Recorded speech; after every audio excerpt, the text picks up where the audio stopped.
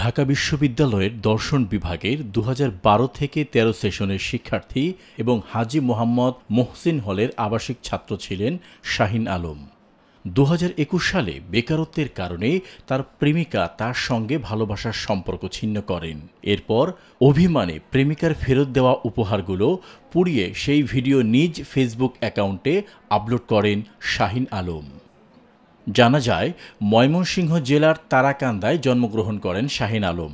তিনি তারাকান্দা এমএল উচ্চ বিদ্যালয় থেকে মাধ্যমিক ও তারাকান্দা বঙ্গবন্ধু কলেজ থেকে উচ্চ মাধ্যমিক পাশ করেন।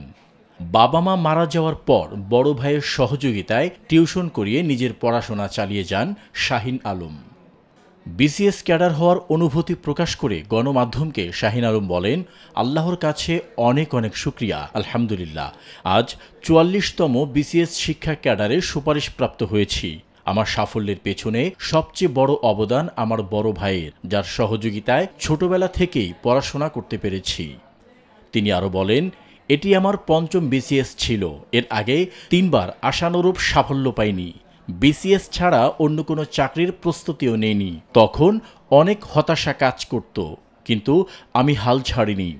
শাহিন আরও বলেন, বাবা মা বেঁচে না থাকায় আমার বড় বোনের বাড়িতে থেকেই পড়াশোনা করেছি। বড় বোন ও দুলাভাই আমার এ সাফল্যের বড় ভাগীদার। নিরপেক্ষ, সত্য প্রকাশে আপোষহীন।